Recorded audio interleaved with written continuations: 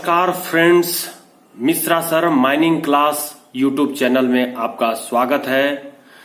दोस्तों, नवरात्रि के इस त्योहार के उपलक्ष्य में, साथ ही दशहरा के त्योहार के लिए आपको बहुत बहुत मुबारक। आज मैं जो डीजीएमएस के एग्जाम और गेट के जो एग्जाम होने वाली है, जिसमें ओवरमैन, माइनिंग सरदार, यहाँ तक कि एमटी मैनेजमेंट ट्रेनिंग के लिए जो कोल इंडिया में ज्वाइन करेंगे या अदर सब्सिडरी या अदर कोल कंपनी में जॉब प्राप्त करेंगे, उनके लिए वो एग्जाम का पेपर जिसमें winning and working subject, method of working subject, इसके क्वेश्चंस आपके लिए आज लेकर आया हूं दोस्तों। जो विगत वर्ष में कुछ प्रश्न पूछे गए हैं, उनका सॉल्यूशन हम लोग करेंगे। आपके सामने ये 31 नंबर का क्वेश्चन दिखाई दे रहा है, इसके पहले मैं 30 नंबर तक के क्वेश्चन को अपलोड कर चुका था। First class unrestricted winning and working 2021 का क्वेश्चन पेपर दोस्तों। तो दोस्तों, Mishra sir mining Mishra sir mining class YouTube channel है, उसको लाइक कीजिए, सब्सक्राइब कीजिए और शेयर कीजिए दोस्तों। अपने कमेंट बॉक्स में कमेंट लिखिए कि कौन सी कंटेंट, कौन सी हेडिंग आपको नहीं समझ में आ रही है या क्या पढ़ना है आपको। मैं उस कमेंट के अनुसार आपको पढ़ाने का प्रयास करूंगा, आपको आपके डाउट को दूर करने का प्रयास करूंगा दोस्तों। तो चलते हैं क्वेश्चन नंबर 31 में पढ़ते हैं। ये आपके सामने क्वेश्चन 31 है। The lead used over a prop shall have a width not less than the diameter of the prop. ये their thickness not less than 10 centimetre and length does not less than 10 centimetre. दोस्तों, एक lead जो use की जाती है prop को roof और floor से टाइट करने के लिए, प्रॉप के ऊपर ही लगी रहती है एलआईडी लीड, जिसकी विड्थ जो होती है वो कम नहीं होती है। नॉट लेस देन लिखा हुआ है, डायमीटर ऑफ द प्रॉप के डायमीटर से कम नहीं होती है, और उसकी थिकनेस कितना से कम नहीं होनी चाहिए और लेंथ कितना से कम नहीं होनी चाहिए, ये पूछ रहा है दोस्तों। तो इसके लिए आपको कोल माइंस रेगुलेशन जो 124 जिसमें जो थर्ड जो पॉइंट है वहां पर जाना होगा, जिसमें विड्थ जो है लिखता है कि 8 सेंटीमीटर से कम नहीं होनी चाहिए और जो लेंथ होगी वो 0.5 मीटर से अधिक नहीं होनी चाहिए, कम नहीं होनी चाहिए। तो यहाँ पर जो आप लीड लिखा हुआ है, यहाँ पर तीसरे नंबर में मैं कट पेस्ट करके कीवर्ड और की नंबर को लाके रख दिया हूं आपके सामने। उस रेगुलेशन के सभी पॉइंट को आप इसको पूरा पढ़ करके समझ सकते हैं। लीड जो होगी वो not less than dia of the prop होगी इनटू 8 सेंटीमीटर से कम नहीं होगी थिकनेस, और यहाँ पर 50 सेंटीमीटर से कम नहीं होगी उसकी चौड़ाई। तो यहाँ पर a number is the right answer दोस्तों। अब नेक्स्ट प्रश्न में आते हैं। इस रेगुलेशन के सभी कीवर्ड और की पॉइंट्स आपके सामने रखे हुए हैं, आप उसका स्टडी कर सकते हैं दोस्तों। अब मैं नेक्स्ट पॉइंट पे आ रहा हूं दोस्तों। नेक्स्ट क्वेश्चन है क्वेश्चन नंबर 32, पढ़ते हैं दोस्तों। In blasting in surface mine यानी open cast mine, air over pressure is generated due to. जो एयर ओवर प्रेशर जनरेट होती है वो किस कारण से जनरेट होती है दोस्तों, जब सरफेस में ब्लास्टिंग करते हैं, ओपन कास्ट में ब्लास्टिंग करते हैं। ये नंबर पढ़ते हैं। Option: gas release pressure valve, steaming release pressure pulse. यहाँ पर ए नंबर में गैस रिलीज प्रेशर पल्स है, बी नंबर में स्टीमिंग रिलीज प्रेशर पल्स है, सी नंबर में रॉक प्रेशर पल्स है, डी नंबर में ऑप्शन 1, 2, 3 है, ई नंबर में नन ऑफ द ऑप्शन है दोस्तों। सबसे पहले आपको यह समझना होगा कि एयर ओवर प्रेशर क्या होती है दोस्तों। जैसे ही ब्लास्टिंग करते हैं तो ब्लास्टिंग की शॉक वेव वायुमंडल में उड़ते हुए एयर को प्रेशराइज करने का प्रयास करती है, और वो एयर प्रेशराइज होकर के बहुत दूर तक निकल जाती है, जिसके कारण आसपास के स्ट्रक्चर की जो विंडोज होती हैं, कांच खिड़कियां होती हैं, वो वहां और भी टूट जाती है। ये ट्रेवल करते हुए 2 से 5 किलोमीटर तक पहुंच जाती हैं दोस्तों। तो उसका इफेक्ट जो है बहुत दूर तक जाती है। तो ये जो एयर ओवर प्रेशर है वो किसके कारण से होती है दोस्तों, तो ये जो गैस रिलीज होती है, गैस रिलीज प्रेशर पल्स होती है, उसी कारण से होती है। स्टीमिंग रिलीज प्रेशर पल्स होती है, उसके कारण से। रॉक प्रेशर पल्स के कारण से होती है। तो यहाँ पर आप जो है option 1, 2, 3 D number is the right answer दोस्तों। मैं यहाँ पर देखिए अपने नोट्स का कट करके रखा हूं कि ग्राउंड प्रेशर का माइग्रेशन हो जाना, इसको ध्यान मत दीजिए। तीसरे नंबर में ध्यान दीजिए। Air blast over pressure 0.035 kg पर सेंटीमीटर स्क्वायर से अधिक होना एक खतरा है। यहाँ पर ब्लास्ट डिजाइन प्रॉपरली करना व ब्लास्टिंग परफॉर्मेंस ऐसा हो कि air blast over pressure, ABOP का full form air blast over pressure 0.035 kg पर सेंटीमीटर स्क्वायर से कम हो, यानी कि 1 सेंटीमीटर स्क्वायर एरिया में जो प्रेशर जनरेट होती है वो 0.35 kg यानी कि 35 ग्राम से कम होनी चाहिए दोस्तों। तो ये तब जो है आसपास का स्ट्रक्चर का जो भी कमजोर पार्ट है वो इफेक्टेड नहीं होगा। तो आपने आंसर डी को टिक लगाते हुए इस आंसर को पूरा किया दोस्तों। अब नेक्स्ट क्वेश्चन में आते हैं। ये देखिए क्वेश्चन नंबर 33 है। क्या कहता है? Maximum number of face possible in A 5 heading board and pillar district. 5 heading board and pillar district है तो उसमें कितने मैक्सिमम नंबर फेस होंगे दोस्तों? ऑप्शन ए देखिए क्या कहता है। 10 number, B number 11 number, C number में 12 नंबर, डी नंबर में 13 नंबर, ई नंबर में 14 नंबर, यानी कि मैक्सिमम नंबर ऑफ फेस कितने होंगे? Maximum number of face in board and pillar faces के लिए 3n-2 होगी, जैसा कि यहाँ पर 5 हेडिंग दिया हुआ है। n is the number of heading आपको रखना है। 3 × 5 यानी कि 15 हो जाएगा, 2 घटा दीजिएंगे 13 आ जाएगा। तो इस तरह से आप 13 फेस डी नंबर को टिक लगाते हुए आगे की ओर बढ़िएगा दोस्तों।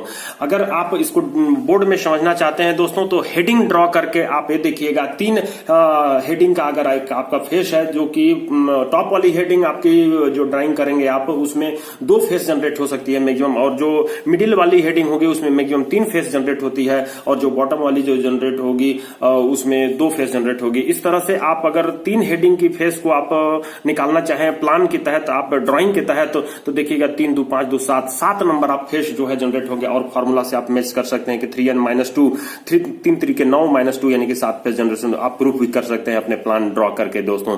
तो अब आते हैं क्वेश्चन नंबर 34 पर। ये देखिए क्वेश्चन नंबर 34 है। For smooth flow the velocity of sand water slurry in stowing pipeline should be dash dash than the dash dash velocity of deposition।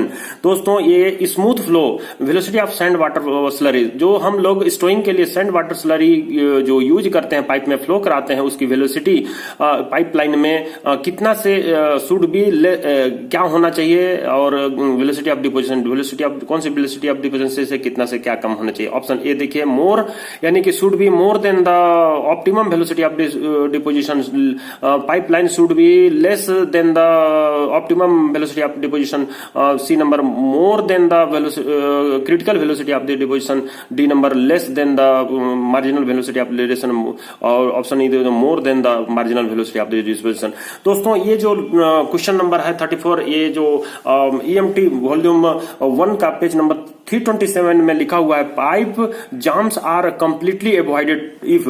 Pipe jam को हम लोग कंप्लीटली अवॉइडेड कर सकते हैं।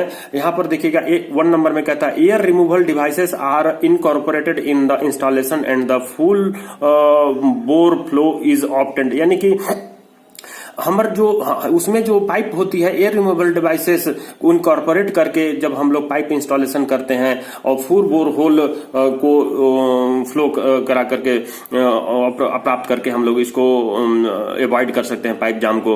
दूसरी कहता है the pipe layout is in correct hydraulic profile. Pipe layout जो होगी ऐसी होगी कि वो करेक्ट जो हाइड्रोलिक प्रोफाइल है उससे करेक्ट मैच करता रहे।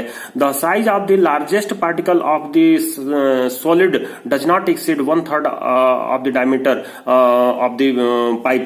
तो यानी कि जो लार्जेस्ट पार्टिकल आप सैंड के लिए यूज करते हैं वो पाइप के डायमीटर से 1/3 से अधिक नहीं होगी।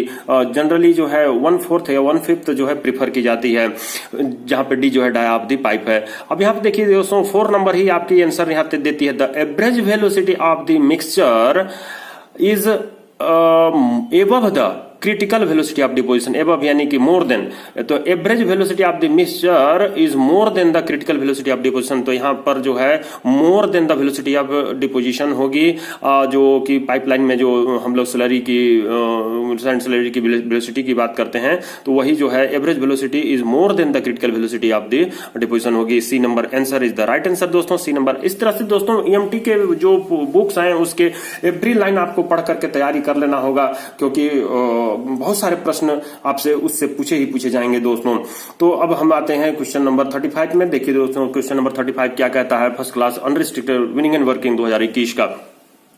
देखिए क्वेश्चन नंबर 35 का, at any winding shaft no person other than the banksman and dash dash shall give any signal unless he is an official of the mine or is authorised writing by the dash dash to give signal.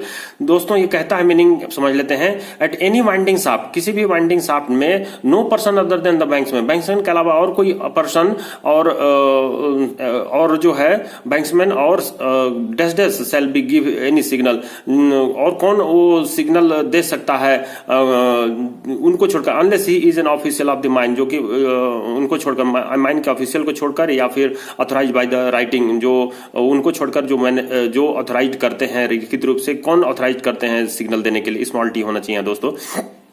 A number में कहता है on setter manager, B number कहता है on setter surveyor, C number on setter overman, D number blaster overman, E number blaster manager. तो banksman तो यहाँ देखिएगा, cursor के साथ आप नजर घुमाने का प्रयास कीजिएगा, बैंक्समैन तो करता ही है सिग्नल देने का काम। बैंक्समैन के अलावा यहाँ ऑन सेटर जो है सिग्नल देने का काम करता है, और कोई भी वो आदमी जो कि मैनेजर द्वारा ऑथराइज्ड होता है। तो आंसर ए को टिक लगाते हुए आप आगे की ओर बढ़िएगा, जो कि रेगुलेशन 56 में इसकी मेंशन किया हुआ है दोस्तों। Regulation 56 duties and responsibilities of owner and on setter and banksman. अब आते हैं क्वेश्चन नंबर 36 में। देखिए क्या कहता है, factors responsible for slope failure. Slope failure के लिए फैक्टर कौन सा रिस्पॉन्सिबल है दोस्तों? 30 नंबर के पहले वाली जो वीडियो थी उसमें एक स्लोप फेल्यूर की क्वेश्चन पूछी जा चुकी थी दोस्तों, यहाँ पर दूसरी प्रश्न स्लोप फेल्यूर से पूछी जा रही है। तो यहाँ आप देख रहे हैं कि स्लोप फेल्यूर बहुत ही इंपॉर्टेंट कंटेंट है आपके लिए। कोई भी एग्जाम हो, आप डीजीएमएस का एग्जाम दे रहे हो, गेट का एग्जाम दे रहे हो, या माइनिंग की किसी भी माइनिंग इंस्पेक्टर का एग्जाम दे रहे हो, किसी भी एग्जाम दे रहे हो जिसमें स्लोप फेल्यूर आपसे पूछना ही पूछना है दोस्तों। देखिए यहां पर ए नंबर कहता है slope angle, B number depth of the pit, C number pressure of water, D number presence and orientation of fault, all the above. तो यहां पर जो स्लोप फेल्यूर क्या होता है ओपन कास्ट में, जब बेंच का टोटल बेंच या उसमें से कुछ बेंच जब फेल कर जाए, स्लाइड कर जाए, तो वो इंसिडेंट ही जो है स्लोप फेल्यूर कहलाती है। या डंप जब फेल करती है तो उसे डंप फेल्यूर कहते हैं दोस्तों।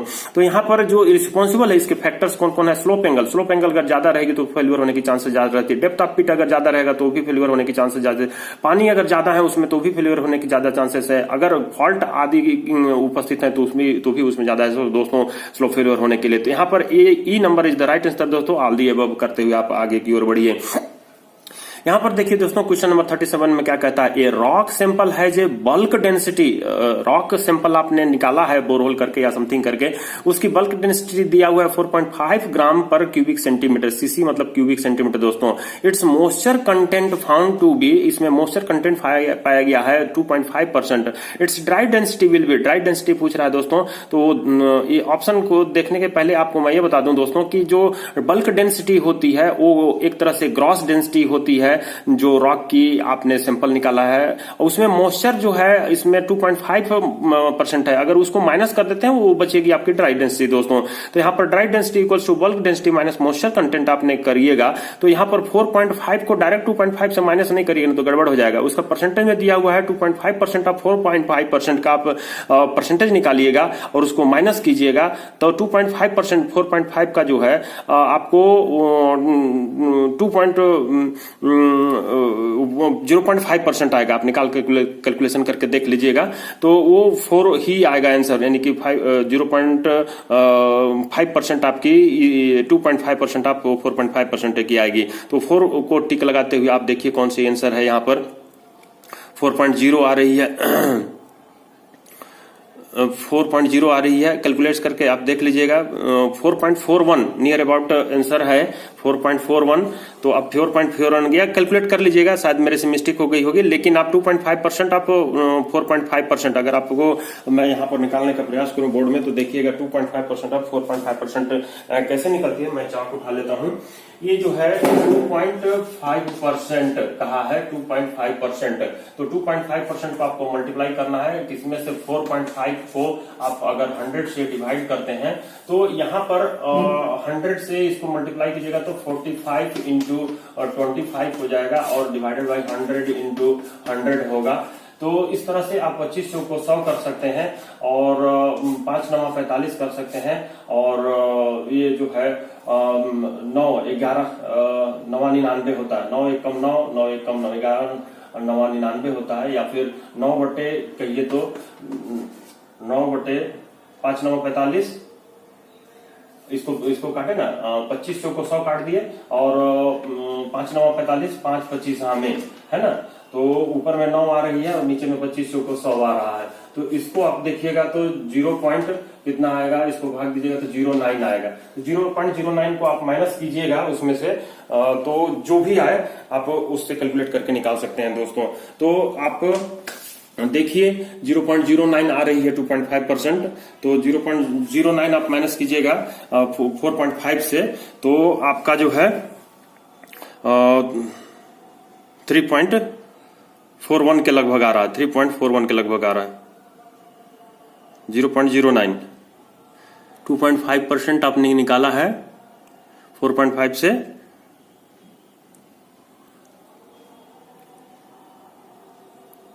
3.6 के लगभग आ रहा है। इसको कैलकुलेट करके आप निकाल सकते हैं। तो ये मैं यहां सुधार दे रहा हूं,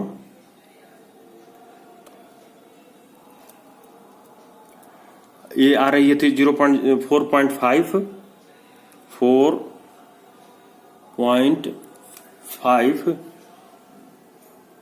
माइनस 0.09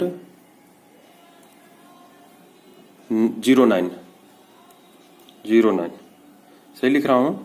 नहीं, ये इधर लिखा रहा है, ये सुधार देते हैं। 4.5 तो रहेगा ही, माइनस 0.09। अब इसको आप माइनस कीजिए,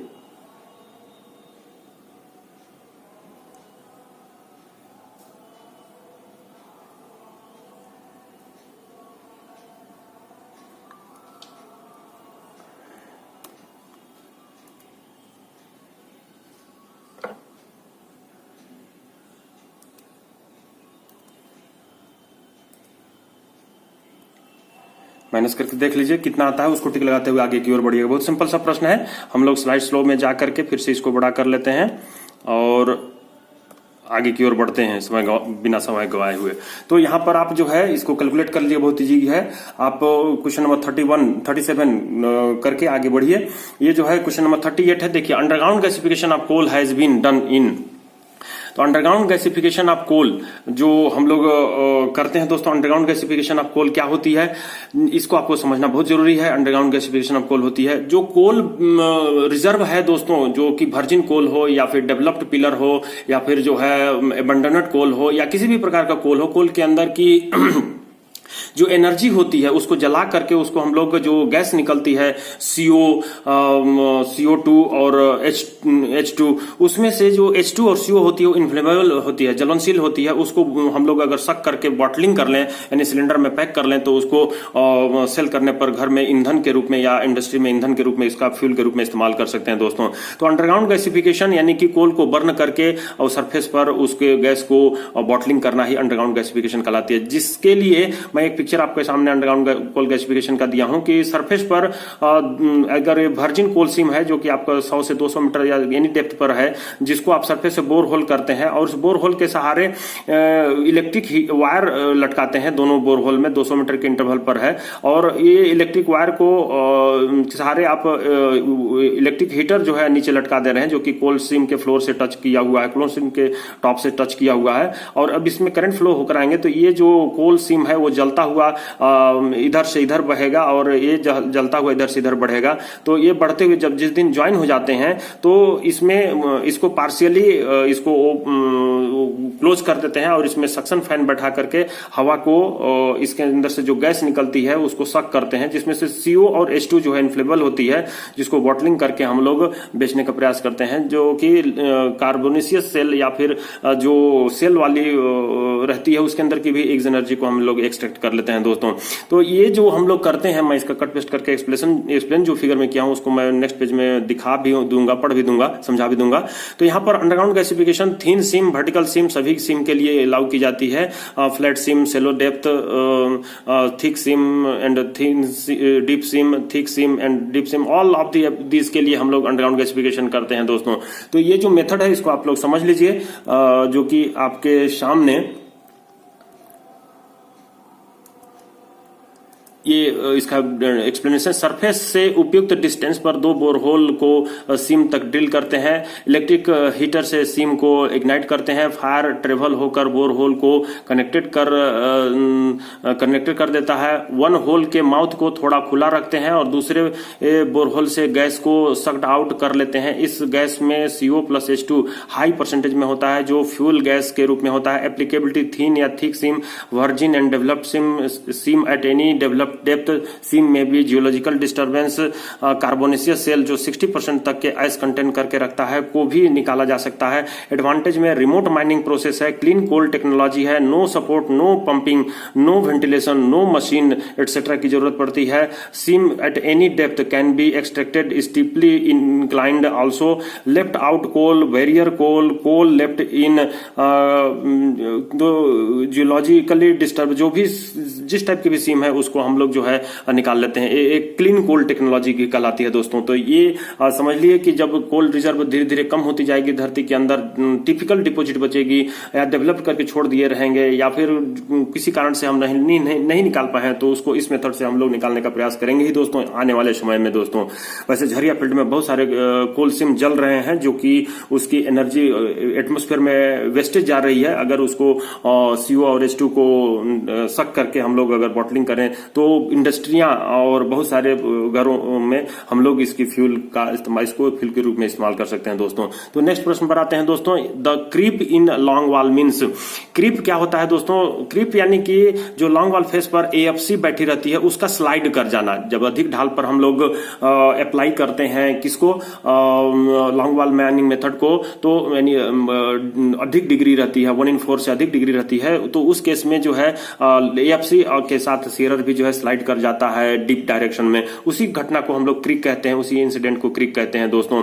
तो movement AFC towards main gate, movement AFC towards tail gate, movement AFC towards face, movement AFC towards goaf. दोस्तों अगर डीप डायरेक्शन में टेल गेट है तो मूवमेंट AFC का टेल गेट की ओर होगा। अगर डीप डायरेक्शन में मेन गेट है तो मेन गेट की ओर होगा। तो इस कारण से हम लोग ये कह सकते हैं कि movement of AFC towards main gate and tail gate की ओर अगर होती है तो 1/2 इज द राइट आंसर दोस्तों।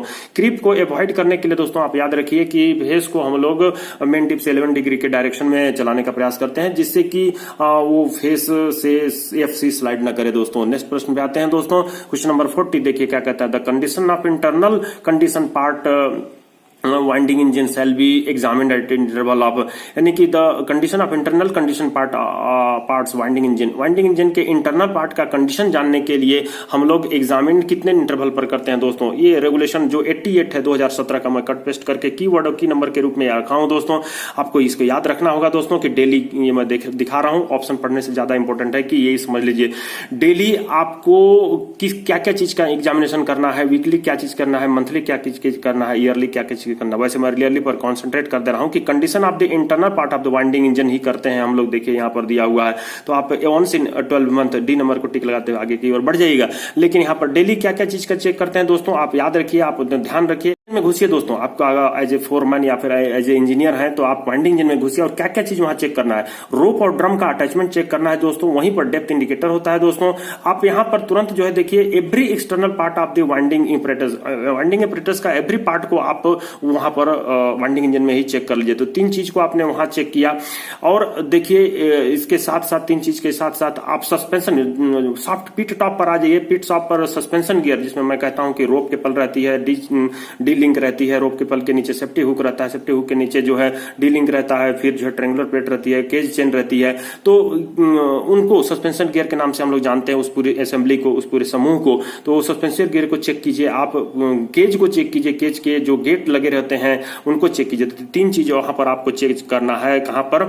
पिट टॉप के ऊपर डेली दोस्तों, डेली फोरमैन और इंजीनियर की ड्यूटी है और उनको चेक करना ही है पिट टॉप पर 3 और वाइंडिंग इंजन घर में 3 दोस्तों, ये आप याद रखने का प्रयास कीजिए। दूसरे नंबर में देखिए दोस्तों, brake of the winding engine rope, यानी कि वाइंडिंग इंजन में भी चौथा चीज आप चेक कर लीजिए, ब्रेक को, वाइंडिंग इंजन के जो ब्रेक है उसको चेक कर लीजिए। 4 चीज आप वाइंडिंग इंजन में चेक कीजिए, वाइंडिंग इंजन घर में चेक कीजिए और पिट टॉप पर 3 चीज को चेक करते हुए डेली अपनी ड्यूटी को परफॉर्म कीजिए। साथ ही देखिए दोस्तों, वीकली, साप्ताहिक कब क्या क्या चीज हम लोग चेक करते हैं। वाइंडिंग रोप को हम लोग 1 मीटर पर सेकंड से अधिक स्पीड पर नहीं पास करके हम लोग वाइंडिंग रोप को नजर अपलक दृष्टि से हम लोग वाइंडिंग रोप को चेक करते हैं कि उसमें कोई खराबी तो नहीं आई है, कहीं पर ब्रेक क्रैक्स, फाइनल क्रैक्स, उसके वायर तो नहीं निकले हुए हैं। अब इसके साथ ही दोस्तों वीकली में ही देखना है external part of winding engine, जो आप यहाँ डेली करते हैं वहां वीकली में भी करना है, जो आप संडे को करते हैं। The guides signalling arrangement in the shaft, जो सिग्नलिंग अरेंजमेंट है शाफ्ट में, इस पर भी एक प्रश्न पूछी हुई दोस्तों, जो कि आप नेक्स्ट आगे वाले प्रश्न में देखिएगा कौन सी नंबर है, आप देख ही लीजिएगा कि गाइड्स जो होते हैं सिग्नलिंग अरेंजमेंट शाफ्ट में होते हैं, उनको भी आपको साप्ताहिक चेक करना है, वो सप्ताह में 1 दिन चेक कर ही लेना है दोस्तों। मंथली में देखते हैं कि winding rope passing at a speed more not more them, यानी कि वाइंडिंग रोप को आप 0.5 मीटर से पर सेकंड से अधिक स्पीड पर नहीं चलाते हुए आप उसको चेक करेंगे। अब इसमें आप क्या क्या चीज चेक करते हैं दोस्तों, उसमें आप जब चेक करने वाले होते हैं रोप को, तो आप उसके अंदर से जो रोप के ऊपर ग्रीस और डर्ट लगे होते हैं उसको साफ कर लीजिए, और वो 30 मीटर का एक बार में आप उसको चेक कीजिए। 30 मीटर का चेक करते हुए आप आगे की ओर बढ़िएगा दोस्तों। सॉरी दोस्तों, अब यहां पर आपके सामने थोड़ी सी हिल गई है, मैं इसको सेट कर देता हूं, ये रहा, ठीक है। अब आपको पढ़ा रही होगी। अब यहां पर देखिए कि तो ये through out the length of the रोप, पूरी 30 मीटर के अंतर में आप पूरे रोप के लेंथ में आप जो है चेक कर लीजिए। इस चेकिंग के दौरान में आप रोप की डायमीटर चेक कर लीजिएगा वर्नियर कैलिपर से या स्क्रू गेज से दोस्तों, और उसको नोट करना होगा मेजरमेंट को कि कितना जो है उसकी डायमीटर हुई है, उसको लॉगबुक में नोट करना होगा। साथ ही अगर उसमें कोई क्रैक डेवलप हुआ है, वियर और टियर डेवलप हुआ है, या कोरोजन हुआ है, संक्षारण हुआ है, या ब्रिटलनेस हुई है, या फ्रैक्चर हुआ है, इन सभी को भी जो नोट आउट करना है दोस्तों।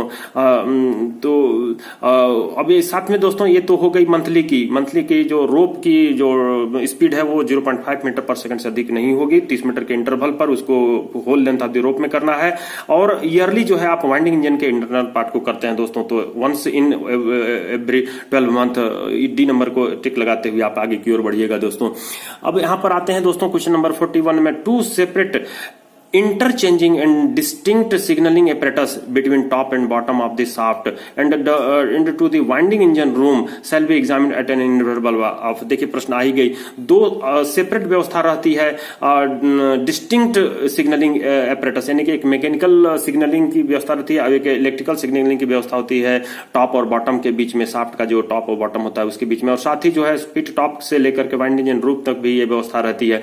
इसको एग्जामिनेशन कितने दिन के इंटरवल में करना है दोस्तों? 1 in 24 our, 1 in every week, 1 in month, 1 in 3 month, 1 in 6 month। अभी मैं दिखाया था कि आपके सामने ही जो CMR 88 थी उसमें लिखा हुआ था 1 in every week में ही करना है दोस्तों, जो सिग्नलिंग अरेंजमेंट है मैं आपको उसमें दिखाया था। तो इसको 1 in a week आप बी नंबर को टिक लगाते हुए आगे की ओर बढ़िए दोस्तों। क्वेश्चन नंबर 42 देखिए, प्रोटोडायनोव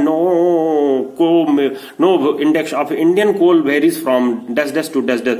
प्रोटोडायनोव जो इंडेक्स होती है दोस्तों वो क्या होता है पहले ये जान लीजिए, और इंडियन कोल के लिए वो कितने से कितनी वेरी करती है। ऑप्शन पढ़ने के पहले आप प्रोटोडायनोव इंडेक्स जान लीजिए दोस्तों। मैं देखिए यहाँ पर टाइपिंग करके रखा हूं।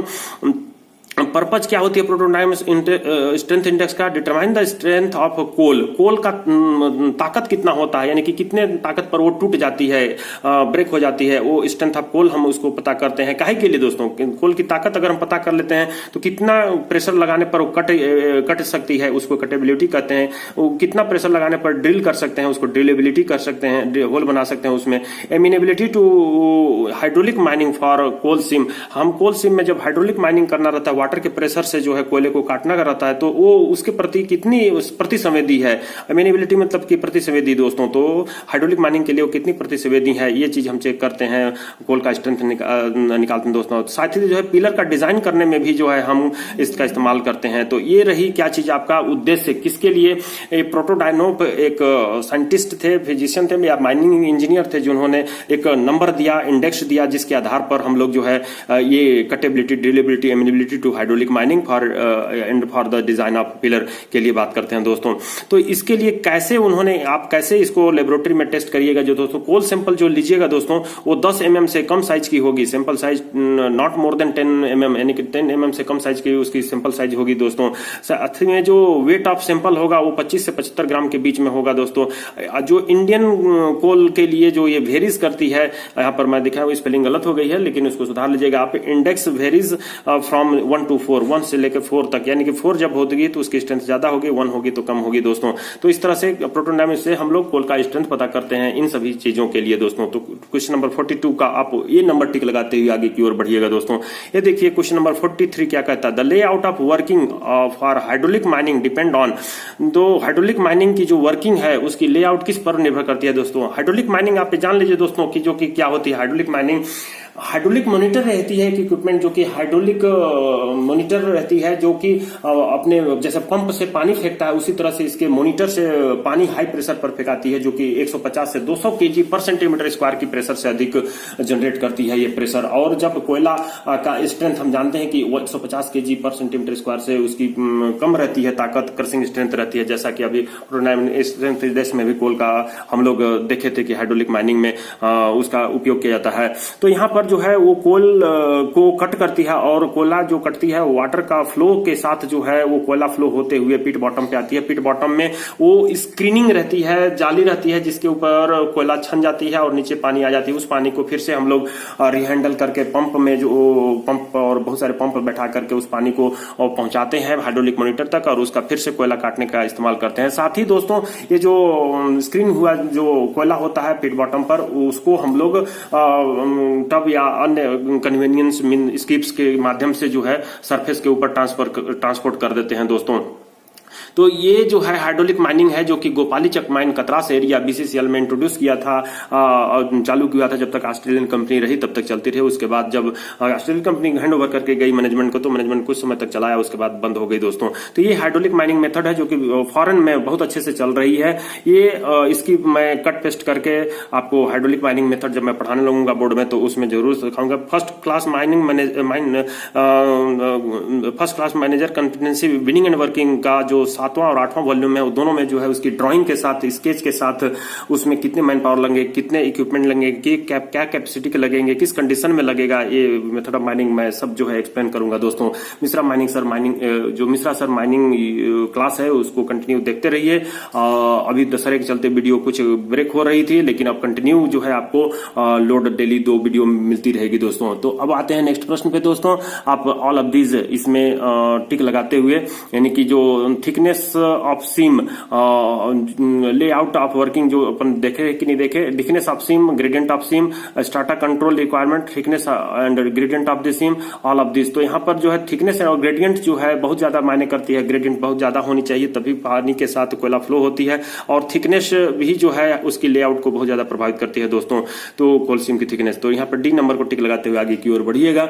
अब यहाँ क्वेश्चन नंबर 44 देखिएगा कि wherever system of haulage extends to a distance more than 10 metre from the entrance to the mine, telephonic communication shall be provided. तो system of haulage pit bottom से कितनी दूरी होने पर, माइन एंट्रेंस से कितनी दूरी होने पर टेलीफोनिक कम्युनिकेशन अपने को देना है दोस्तों। तो इसके लिए कोल माइंस रेगुलेशन 93, जिसके लिए एक मैं जो सेफ्टी डिवाइसेस है हॉलेज रोडवे का, उसकी एक वीडियो मैं डाल चुका हूं दोस्तों। उसमें आप देखिएगा कि जब उसकी लेंथ, जो हॉलेज की लेंथ होती है 300 मीटर से अधिक हो जाती है, तब उसको हम लोग एस्टेब्लिश करते हैं। तो बी नंबर 300 मीटर को टिक लगाते हुए आगे की ओर बढ़िए दोस्तों। क्वेश्चन नंबर 45 देखिए, the owner agent and manager of every mine prepare formulate and implement a strata control and monitoring plan. S strata, C control and monitoring, M A and को A लिखते हैं, मॉनिटरिंग को M लिखते हैं, plan को plan लिखते हैं। Scamp बोला जाता है दोस्तों। तो ऑनर एजेंट मैनेजर जो है स्कैम्प को तैयार करते हैं, फॉर्मुलेट करते हैं, इंप्लीमेंट करते हैं, लागू करते हैं बेस्ड ऑन साइंटिफिक स्टडी, जो कि वो साइंटिफिक स्टडी के आधार पर वो कंसिडरिंग किया जाता है। क्या क्या कंसिडरिंग किया जाता है साइंटिफिक स्टडी में दोस्तों? A number geotechnical data, b number में information and the method of development, c number में extraction of coal, the excavation required, e number में ऑल ऑफ दिस।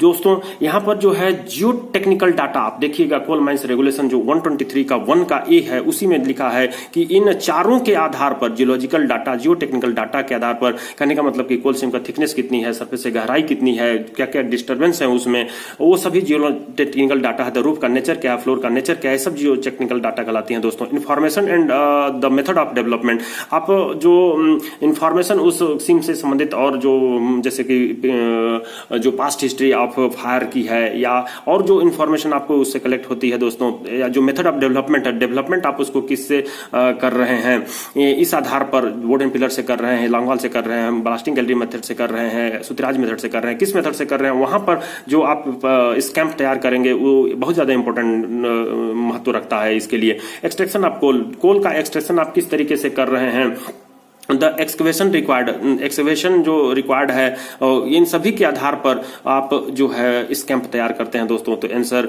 ई को टिक लगाते हुए आगे की ओर बढ़िएगा। मैं यहाँ पर आंसर नहीं लिखा हूं लेकिन आंसर ई होगी। आप नेक्स्ट प्रश्न पे आते हैं दोस्तों। क्वेश्चन नंबर 46 क्या कहता है? Propagation velocity of longitudinal stress wave in rock does not depend on, यानी कि propagation velocity of longitudinal stress.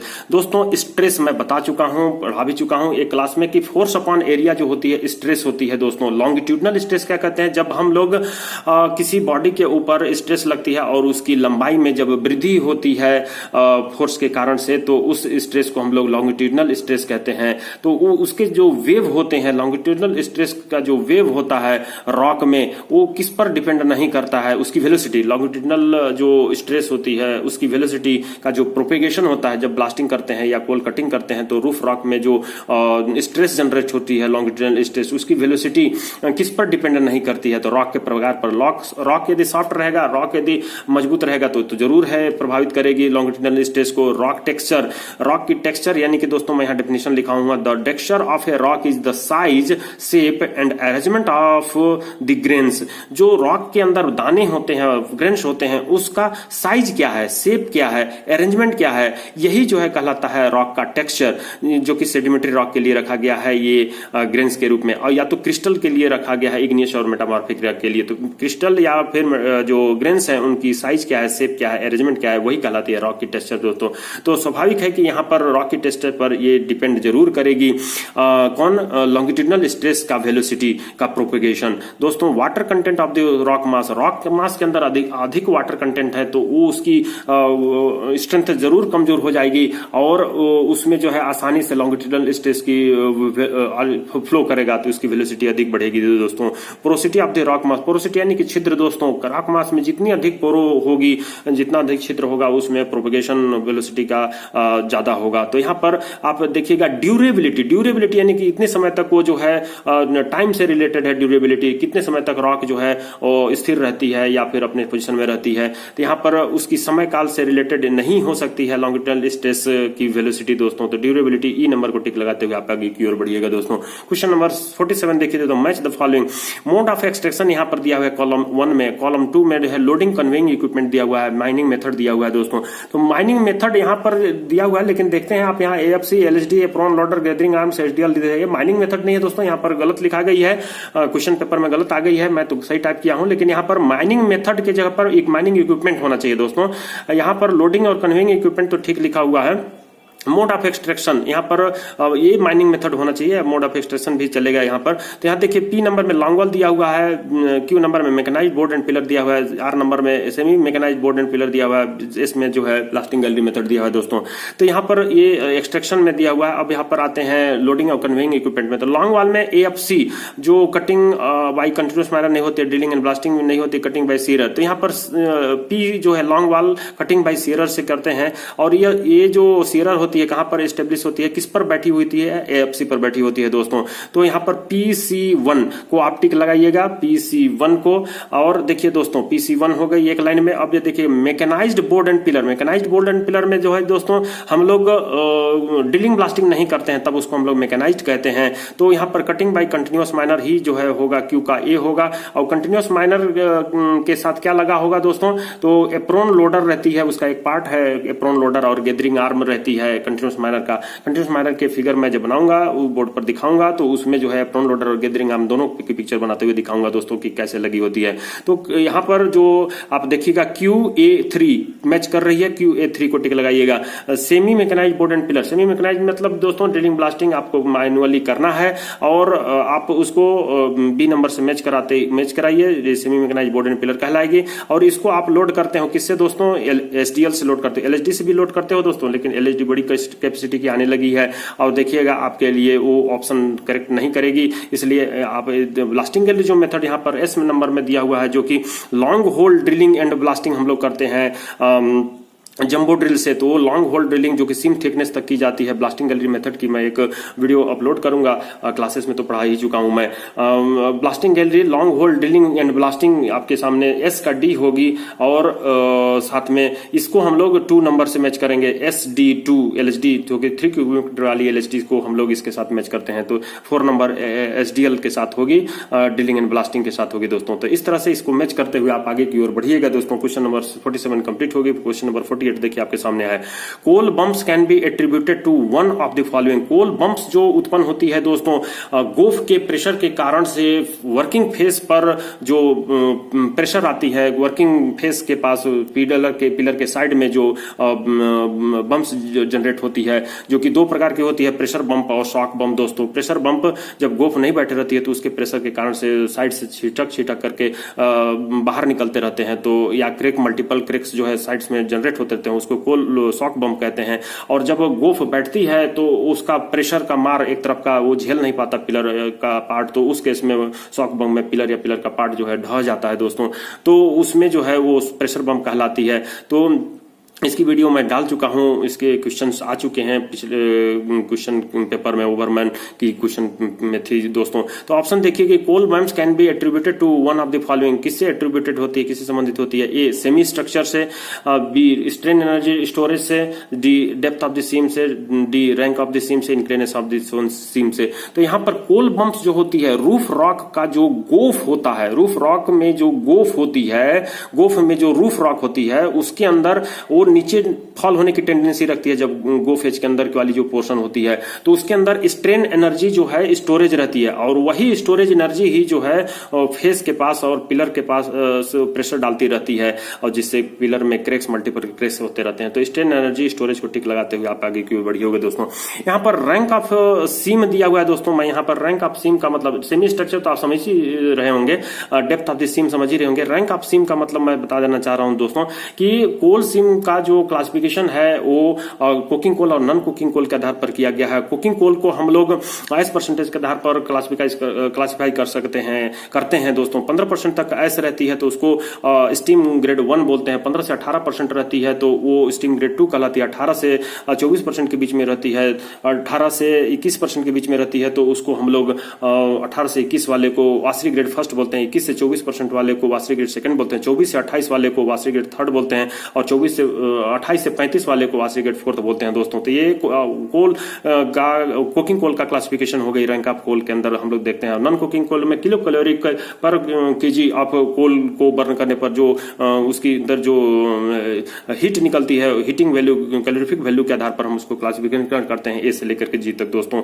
तो इसको आपको याद रखना होगा, एक प्रश्न इससे पूछी जा सकती है दोस्तों। इंक्लिनेशन ऑफ सीम दोस्तों, अगर आप इंक्लिनेशन ऑफ सीम की बात करें तो क्लासिफिकेशन हम सीम का जो इंक्लिनेशन किए हुए हैं उसको आप याद रखना होगा कि अगर जो 5 डिग्री तक का इंक्लिनेशन को हम लोग जो है फ्लैट सिम कहते हैं। 5 से 18 डिग्री तक के सिम को जो हम लोग मॉडरेट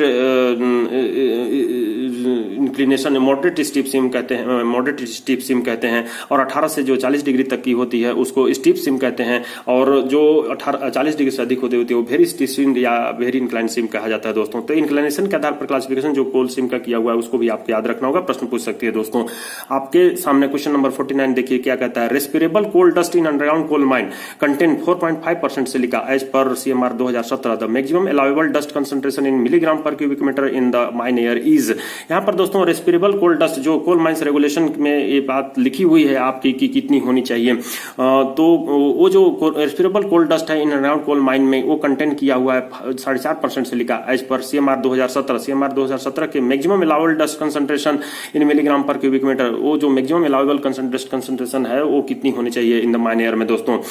जैसे जैसे फर्स्ट क्लास वाले दोस्तों या लेजिस्लेशन या फिर जो है रीडिंग एंड वर्किंग वाले दोस्तों, जैसे जैसे आपकी हर साल की एग्जामिनेशन है उसकी टफेस्ट बनाते जाएगा, क्वेश्चन पेपर जो है टफ करते जाएगा दोस्तों। यहाँ पर देखिए आपको 4.5% सिलिका दी हुई है। आपको याद होगा कि maximum allowable dust concentration in milligram per cubic metre जो होती है वो क्या होती है, 10 अपॉन सिलिका परसेंट होती है। 10 अपॉन सिलिका परसेंट को आप डिवाइड कीजिए तो 2.22 मिलीग्राम पर क्यूबिक मीटर आती है दोस्तों। लेकिन यहाँ पर कहता है according to CMR maximum allowable dust concentration 2 milligram per cubic metre if silica less than 5%। तो यहाँ पर सिलिका 5% से लेस देन है, डायरेक्ट आप यहाँ पर आप लगा सकते हैं 2 मिलीग्राम, बी नंबर को टिक लगा के। लेकिन आप यहाँ पे 4.5 के जब अगर 8% देता है दोस्तों, 7% देता है, तो आप इस फार्मूले से निकाल करके कैलकुलेट कर लिया कीजिएगा दोस्तों, प्रैक्टिस आप कर लिया कीजिएगा। तो आप ये क्वेश्चन नंबर 50 को आप देखिए। Which of the following is not true for the fibre are reinforced plastic rock bolt. तो इनमें से कौन जो है सत्य नहीं है फाइबर और रेनफोर्स फाइबर के लिए कौन सा सत्य नहीं है। Reinforced plastic rock bolt, plastic rock bolt अब आने लगी है दोस्तों, जो कि कंटिन्यूअस माइनर फेसेस में इसका यूज किया जाता है। साथ ही जो है तानसी माइन में भी इसकी यूज की जाती है रॉक बोल्ट का, प्लास्टिक रॉक बोल्ट का। तो ये जो ए नंबर है लाइट वेटेड होती है। बी तानसी माइन आपकी WCL की कन्हान एरिया में पाई जाती है। ए नंबर जो है लाइट वेटेड है, यस लाइट वेटेड है। फायर रेजिस्टेंस है, आग के प्रति प्रतिरोधी है। तो सी नंबर नो ऑब्स्टेकल इन कोल कटिंग बाय कंटिन्यूअस माइनर से कोल कटिंग में कोई ऑब्स्टेकल नहीं पैदा करती, जबकि आप स्टील रॉड इस्तेमाल करने पर वो ऑब्स्टेकल पैदा करती है, टीथ उससे कमजोर होते हैं दोस्तों। डी नंबर में installed with special type of resin, हम लोग स्पेशल टाइप के रेजिन के साथ इंस्टॉल करते हैं। यही बात सही नहीं है दोस्तों, हम लोग सीमेंट कैप्सूल से भी इसको इंस्टॉल करते हैं, install with special type of cement capsule. तो ई नंबर इज द राइट है, लेकिन यहाँ पे डी जो है नॉट ट्रू पूछा है, इसलिए डी नंबर को टिक लगाते हुए आगे की ओर बढ़िएगा दोस्तों। क्वेश्चन नंबर 52 देखिए आपके सामने क्या कहता है। If the bench height is 10 metre, bench height 10 metre है, बर्डन 4 मीटर है, स्पेसिंग 5 मीटर है, सब ग्रेड ड्रिलिंग 1 मीटर है, एक्सप्लोसिव पर होल 110 kg है, density of rock 2500 kg per cubic metre है, then powder factor will be. Powder factor क्या होता है दोस्तों, आपकी फॉर्मूला याद होगी, total tonnage produced by one hole. अगर आप पूरे एरिया जो ब्लास्टिंग करने वाले हैं उसका लेंथ और विड्थ ले लीजिए, या फिर एक होल जो आप जनरेट कर रहे हैं जिसमें एक होल जो होती है वो बर्डन इंटू स्पेसिंग के बराबर होती है उसकी एरिया, और साथ में आप उसका डेप्थ ले लेते हैं, जो कि डेप्थ जो है आपके यहाँ पर 10 मीटर लिखा हुआ है, तो 10 मीटर लेके। लेकिन आप सब ग्रेड ड्रिलिंग क्या होती है दोस्तों, टो न छुके, टो न 2 से 3% आप डेप्थ ऑफ द होल को लेते हैं, डेप्थ ऑफ द बेंच आप को लेते हैं दोस्तों। तो यहाँ पर 1 मीटर आपने सब ग्रेड ड्रिलिंग किया है, इसको आप इंक्लूड नहीं कीजिएगा क्योंकि बेंच हाइट के बराबर ही आपको चाहिए रॉक ब्रेकिंग। तो यहाँ पर आप इसके क्यूबिक मीटर में निकालते हैं आप उसका 1 होल के सापेक्ष, तो 5 × 4 × 10 हो जाएगी उसकी वॉल्यूम, जो कि क्यूबिक मीटर में आएगा। अगर उसको आप जो कि केजी पर क्यूबिक मीटर में दिया है रॉक डेंसिटी का, उसको आप टन में निकाल लिएगा तो 2.5 टन पर क्यूबिक मीटर आएगी। तो उसको आप मल्टीप्लाई करिए, देखिए तो क्या आता है, और 110 kg आप एक होल में डाल रहे हैं, तो एक होल के हिसाब से आपने पाउडर फैक्टर निकाला 4.55 आ रही है, तो 4.5 आपकी a number is the right answer दोस्तों। इस तरह से प्रैक्टिस जरूर कर लीजिए दोस्तों, क्योंकि पाउडर फैक्टर डिनोमिनेटर फैक्टर आपसे किसी भी एग्जाम में, चाहे गेट का एग्जाम हो, चाहे डीजीएमएस का एग्जाम हो, चाहे कोई भी वैकेंसी आप एग्जाम दे रहे हो, तो एक तो पाउडर फैक्टर डिनोमिनेटर फैक्टर पर प्रश्न पूछी जाएगी, चाहे ओपन कास्ट का हो, चाहे रिस्ट्रिक्टेड हो, चाहे अनरिस्ट्रिक्टेड हो दोस्तों। क्वेश्चन नंबर 53 में आते हैं दोस्तों। क्वेश्चन नंबर 53 कहती है match of the following equipment दिया हुआ है और एक्शन और पर्पज दिया हुआ है, इक्विपमेंट में दिया हुआ है पी नंबर में ड्रैग लाइन, क्यू नंबर में bucket wheel excavator, r number में tunnel boring machine, s number में हाइड्रोलिक मॉनिटर। दोस्तों यहाँ पर एक्शन और पर्पज में दिया हुआ है रिमिंग, की कट, पल्सेटिंग, इम्पैक्ट, टीरेशिंग। यहाँ पे वर्ड दिए हुए हैं दोस्तों, जो एक्शन ये जो करती हैं मशीनें HEMM उनके लिए जो है दिया हुआ है। देखिए यहाँ पे ड्रैग लाइन दिया हुआ है, तो ड्रैग लाइन में की एक पिक्चर ड्रॉ किया हूं दोस्तों। देखिए ड्रैग लाइन है जो कि कोल सीम और रॉक के ऊपर जो है, यहाँ पर देखिए की कट लिखा हुआ है, जो कि हम लोग की कट इसके लिए यूज करते हैं, वर्ड जो हम लोग उठाता है ड्रैग लाइन उसके लिए। तो ड्रैग लाइन को 2 नंबर से आप मैच कीजिएगा। Bucket wheel excavator, bucket wheel excavator के लिए आप देखिए यहाँ पर मैं कट पेस्ट करके रखा हूं दोस्तों कि बकेट व्हील एक्सवेटर जो कि नेवेली लिग्नाइट कॉर्पोरेशन लिमिटेड में चलती है, इसमें लिखती है कि the terrace cut is highly, cursor के साथ अपनी नजर को घुमाने का प्रयास कीजिए दोस्तों। The terrace cut is highly suitable for soft and easily diggable material because the digging process is easiest to monitor under these condition and is generally also easiest for the excavator operator to manage। तो यहाँ पर जो है टीरेस cutting अपने लोग क्या किसके लिए करेंगे दोस्तों, तो बकेट व्हील एक्सवेटर जो है टीरेशिंग क्यू को 4 नंबर से कीजिएगा, पी को 2 नंबर से कीजिएगा। और टनल बोरेड मशीन दोस्तों, टनल बोरेड मशीन को भी मैं यहाँ कट पेस्ट करके रखा हूँ दोस्तों। देखिए यहाँ टनल बोरेड मशीन जो है चल रही है, बिना explosive free mining, explosive free tunnel driving की जाती है दोस्तों। तो इसमें रिमिंग टनल बोरिंग मशीन जो है ये रिमिंग करने का काम करती है। तो ये जो है आप रिमिंग उसमें टिक लगाइएगा। सॉरी, यहाँ पर देखिए आप जो टनल बोरिंग मशीन है ये रिमिंग 1 नंबर को आर को 1 से मैच करिएगा। हाइड्रोलिक मॉनिटर दोस्तों, जैसे जैसे मैं अभी तुरंत बताया कि हाइड्रोलिक मॉनिटर गोपाली चक माइन कतास एरिया BCCL में चलती है। हाइड्रोलिक मॉनिटर के साथ जो हम लोग यूज करते हैं वो पल्सेटिंग इम्पैक्ट है दोस्तों, जिसके आधार पर जो है कोयला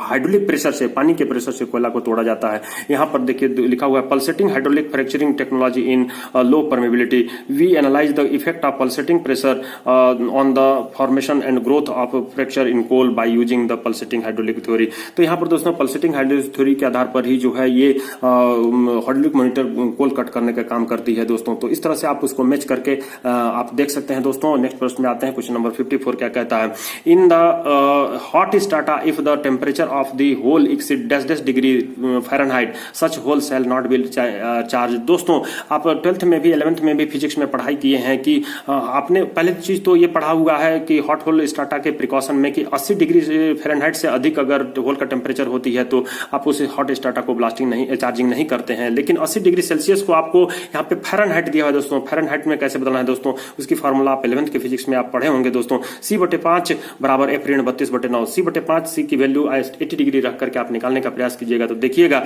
आपकी जो ट्रांसफर करने के बाद F बराबर 176 आती है। 176 फ़ारेनहाइट ई नंबर को टिक लगाते हुए आगे की ओर बढ़ी होती है। फार्मूला आपको याद रखना है दोस्तों। क्वेश्चन नंबर 54 में आप आंसर ई को टिक लगाते हुए आगे बढ़िए दोस्तों। क्वेश्चन नंबर 55 देखिए क्या कहता है, automatic contrivance provide with a winding engine should be such as to prevent the descending cage from landing at the pit bottom at speed exceeding.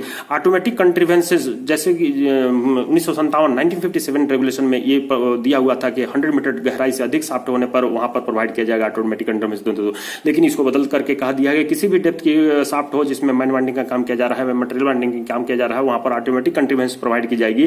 काहे के लिए दोस्तों, जब केज लैंडिंग करता है डिसेंडिंग यानी नीचे जाते हुए कोज को दोस्तों जो पिट बॉटम पर, तो उसकी स्पीड कितनी से अधिक नहीं होनी चाहिए दोस्तों। वहां पर रेगुलेशन जो 10A है किसका, CMR 81 का मैन वाइंडिंग का, देखिए दोस्तों यहाँ पर लिखा हुआ है in every shaft there shall be provided an effective automatic contrivance to prevent over speeding and over winding here and called the automatic contrivance which shall prevent the descending cage from being landed at the pit bottom or other permanent landing at a speed exceeding 1.5 metre per second. दोस्तों ये आपकी answer आपको याद रखना होगा, 1.5 metre per second से अधिक नहीं होनी चाहिए, अधिक नहीं होनी चाहिए तो हार्ड लैंडिंग की संभावना है दोस्तों वहां पर।